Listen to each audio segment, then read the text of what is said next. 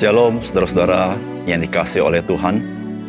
Kita bersyukur hari ini Tuhan memberikan kita kekuatan untuk kita menikmati kehidupan kita hari ini.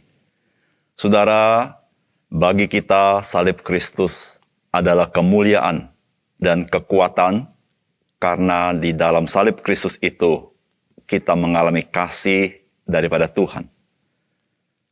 Tapi bagi orang-orang Yunani, saudara-saudara, pada zaman Rasul Paulus, salib itu menggambarkan sebuah kelemahan dan kehinaan. Tetapi sesungguhnya, melalui karya salib Kristus, itu adalah kuasa Allah yang menyelamatkan manusia dari belenggu dosa. Salam jumpa dalam program Tuhan adalah Gembalaku. Saudara, jikalau kita mengingat peristiwa akan kesengsaraan Yesus Kristus, maka kita menemukan bahwa Yesus Kristus itu dijual oleh muridnya yang bernama Yudas Iskariot kepada imam-imam kepala.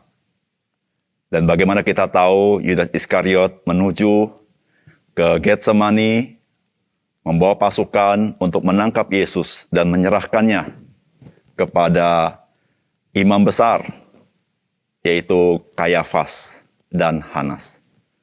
Dan imam besar menyerahkan Yesus kepada Pilatus untuk dihakimi. Dan Pilatus dengan mencuci tangan menyerahkan Yesus kepada algojo-algojo untuk disalibkan. Saudara, kita melihat dan kita prihatin. Seakan-akan Yesus tidak berdaya dengan kelicikan manusia, dengan arogansi manusia, dengan ketidakadilan manusia. Sehingga akhirnya dia mati di kayu salib. Apakah betul dalam peristiwa kayu salib, memang Yesus tidak berdaya terhadap seluruh rancangan baik dari Yudas Iskariot, pemimpin agama, termasuk pemimpin orang Romawi. Saudara, mari kita membaca firman Tuhan dari Yohanes pasal 7, ayat 32-36. Orang-orang Farisi mendengar orang banyak membisikkan hal-hal itu mengenai dia. Dan karena itu imam-imam kepala dan orang-orang Farisi menyuruh penjaga-penjaga bait Allah untuk menangkapnya. Maka kata Yesus, tinggal sedikit waktu saja aku ada bersama-sama kamu. Dan sesudah itu aku akan pergi kepada Dia yang telah mengutus aku. Kamu akan mencari aku tetapi tidak akan bertemu dengan aku sebab kamu tidak dapat datang ke tempat di mana aku berada. Orang-orang Yahudi itu berkata seorang kepada yang lain, kemanakah ia akan pergi? Sehingga kita tidak dapat bertemu dengan Dia. Adakah maksudnya untuk pergi kepada mereka yang tinggal di perantauan, di antara orang Yunani untuk mengajar orang Yunani? Apakah maksud perkataan diucapkannya ini? Kamu akan mencari aku tetapi kamu tidak akan bertemu dengan aku, dan kamu tidak dapat datang ke tempat di mana aku berada. Saudara yang dikasihi oleh Tuhan, orang-orang Farisi menjadi tidak senang ketika mendengar bisik-bisik di antara masyarakat Yahudi tentang siapakah Yesus Kristus. Oleh karena itu mereka menyuruh penjaga-penjaga bait suci untuk menangkap Yesus. Dan dalam kisah ini, justru Yesus menyatakan misinya dan apa yang akan terjadi kepada Dia di waktu yang akan datang. Yang berbeda sekali dengan pemikiran-pemikiran daripada pemimpin agama. Saudara, apakah pesan firman Tuhan yang kita bisa dapatkan dari peristiwa ini? Yang pertama, saudara, firman Tuhan hari ini memberitahukan kepada kita bahwa Tuhan Yesuslah yang memegang kendali, bukan pemimpin-pemimpin agama, bukan juga masyarakat luas, atau bahkan pemimpin Rom. Saudara, firman Tuhan berkata begini, orang-orang Farisi mendengar orang banyak membisikkan hal-hal itu mengenai Dia. Dan karena itu imam-imam kepala dan orang-orang Farisi menyuruh penjaga-penjaga bait Allah untuk menangkapnya. Perhatikan baik-baik. Maka kata Yesus, tinggal sedikit waktu saja aku ada bersama-sama kamu. Dan sesudah itu aku akan pergi kepada Dia yang telah mengutus aku. Saudara, perkataan Tuhan Yesus ini sesuatu yang berbeda dengan apa yang dipikirkan oleh pemimpin agama. Tuhan Yesus tidak berkata bahwa waktu Tuhan Yesus tinggal sedikit. Tapi Tuhan Yesus berkata, tinggal sedikit waktunya saja aku ada bersama-sama dengan kamu. Saudara, Tuhan Yesus melihat bahwa ini adalah kesempatan bagi mereka, jikalau mereka ingin berbincang dengan Tuhan Yesus, ingin mengetahui tentang Tuhan Yesus, karena setelah ini kamu tidak akan bisa berbincang lagi dengan aku. Dan Tuhan berkata, sesudah itu aku akan pergi kepada Dia yang telah mengutus aku. Saudara, ini berbeda sekali dengan apa yang diniatkan oleh pemimpin agama. Pemimpin agama ingin menjatuhkan Tuhan Yesus dengan membunuh Dia. Ingin merendahkan Dia dengan menangkap Dia. Namun Tuhan mempunyai rancangan yang berbeda. Yesus berkata, sesudah itu aku akan pergi kepada Dia yang telah mengutus aku. Justru, saudara-saudara, Yesus di dalam segala kedaulatannya, Dia tidak berada di bawah cengkraman pemimpin agama dengan rancangannya, tetapi Dia justru menuju kepada kemuliaan yang sebelumnya. Saudara yang kasih dalam Tuhan, di sini kita melihat bahwa peristiwa salib bukanlah peristiwa di mana Tuhan Yesus tidak berdaya. Dengan cengkraman daripada pemimpin agama, masyarakat luas, dan kekuasaan orang Rom. Tetapi justru mereka di bawah kedaulatan Tuhan, mereka harus melaksanakan rancangan Tuhan, yaitu Kristus dimuliakan. Dikatakan, Alkitab katakan, sesudah itu Yesus akan pergi kepada Bapa di surga. Saudara yang kasih dalam Tuhan, dari zaman ke zaman, berapa banyak manusia yang mencoba merendahkan Yesus Kristus. Berapa banyak manusia mencoba dengan berbagai cara menghina Yesus Kristus. Baik dari sisi politik, baik dari sisi agama, baik dari sisi seni, budaya, dan lain sebagainya. Saudara bisa mendapatkannya itu. Namun saudara yang kasih dalam Tuhan, Yesus Kristus tidak tergantung semuanya itu. Karena Dia adalah Allah yang berdaulat. Kemuliaannya tidak akan pernah luntur dengan segala niat manusia untuk merendahkan Dia. Baik secara frontal ataupun secara tersembunyi. Karena Dia adalah Tuhan itu sendiri.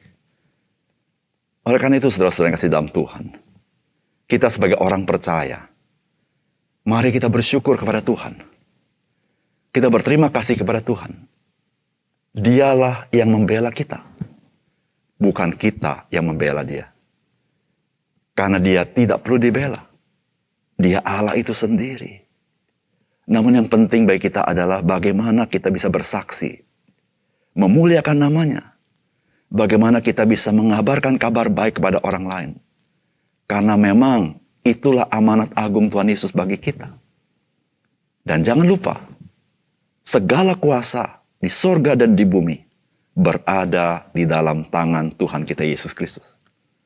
Saudara-saudara, semuanya itu setelah Yesus Kristus naik ke atas kayu salib, mati, dan bangkit pada hari yang ketiga. Dan Yesus yang bangkit itu berkata, segala kuasa ada di dalam tanganku. Saudara-saudara, mari kita terus berserah kepada Dia. Dan kita rela dipakai memberitakan kabar baik. Yang kedua, Saudara, dari firman Tuhan ini kita mendapatkan bahwa Yesus Kristus sudah tahu bahwa ia harus kembali kepada Bapa setelah ia menyelesaikan kehendak Bapa. Saudara, kita baca dikatakan, kamu akan mencari aku tetapi tidak akan bertemu dengan aku, sebab kamu tidak dapat datang ke tempat di mana aku berada. Saudara-saudara, segala peristiwa yang terjadi dengan Tuhan Yesus adalah peristiwa yang luar biasa. Bukan peristiwa kebetulan atau peristiwa tidak sengaja.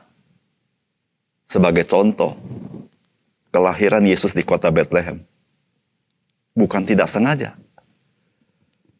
Tapi sudah dinubuatkan dan terjadi dengan sengaja. Tuhan Yesus dilahirkan oleh seorang gadis. Bukan tidak sengaja. Namun itu sudah dinubuatkan dan sengaja Allah lakukan. Saudara yang kasih dalam Tuhan, ketika berbicara tentang Yesus yang akan mati, saudara, Yesus setelah mati, pada hari ketika dia bangkit, kemudian naik ke surga. Saudara, peristiwa dia naik ke surga bukan kebetulan, di mana Tuhan Yesus tidak menyangka dia naik ke surga. Dia pergi kepada Bapa, bukan sesuatu accident, di mana dia sendiri terkaget-kaget bahwa dia pergi kepada Bapa. Namun sebelum peristiwa itu terjadi, Tuhan Yesus sudah mengatakannya. Di sini dia mengatakan seperti itu. Kamu akan mencari aku tetapi tidak akan bertemu dengan aku. Kamu tidak dapat datang ke tempat di mana aku berada. Saudara, di sini Tuhan Yesus memberitahukan bahwa dia tidak akan berhenti dengan kematian. Tapi setelah dia mati, pada hari ketika dia bangkit dari antara orang mati, dia tidak lagi dikubur. Tidak bisa dicari di kubur manapun. Karena seluruh jasadnya bangkit.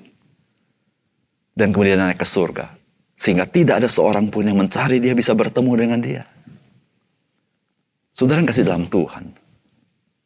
Peristiwa yang Yesus katakan ini sudah terjadi 2000 tahun yang lalu.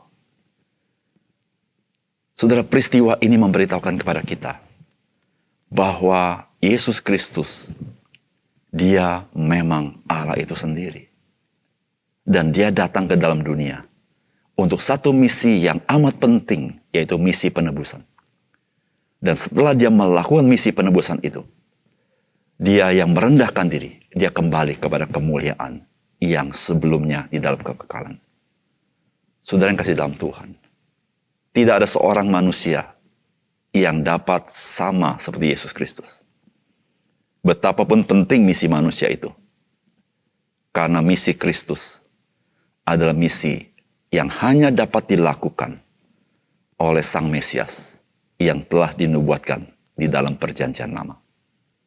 Saudara yang kasih dalam Tuhan, apa yang terjadi, peristiwa-peristiwa dengan Yesus Kristus, semuanya sudah dinubuatkan, bukan sesuatu kebetulan.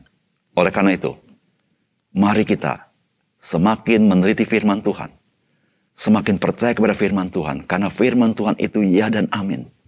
Tidak ada satu firman yang akan gagal di dalam melaksanakan misinya. Mari kita berdoa. Bapa surga, terima kasih untuk firman Tuhan. Seringkali kami berpikir, bagaimana Yesus Kristus yang penuh kuasa tetapi berada di dalam cengkraman manusia. Kadang-kadang kami juga berpikir bagaimanakah Yesus Kristus di tengah-tengah dunia yang ada orang-orang tertentu yang begitu merendahkan Yesus Kristus, bahkan menghina Yesus Kristus. Tetapi Tuhan, hari ini kami belajar bahwa bagi Tuhan tidak ada yang mempengaruhi dia. Karena Engkau adalah Allah itu sendiri. Engkau berdaulat atas segala sesuatu. Engkau dapat berbuat apa saja yang menurut kehendak-Mu baik. Oh Tuhan, kami terima kasih. Yang berterima kasih hari ini kami mengenal Engkau, Allah yang berdaulat. Apa yang terjadi pada Engkau, itu semuanya sudah ditulis, sudah dinubuatkan, sudah dikatakan. Sehingga ya Tuhan, iman kami semakin diteguhkan oleh firman-Mu. Ajar kami ya Tuhan, kami menjadi orang-orang percaya yang memiliki iman yang teguh. Bahkan kami menjadi orang-orang yang bersuka cita, boleh memberitakan kabar baik kepada orang lain. Terima kasih Tuhan. Dalam nama Tuhan Yesus kami berdoa. Amin.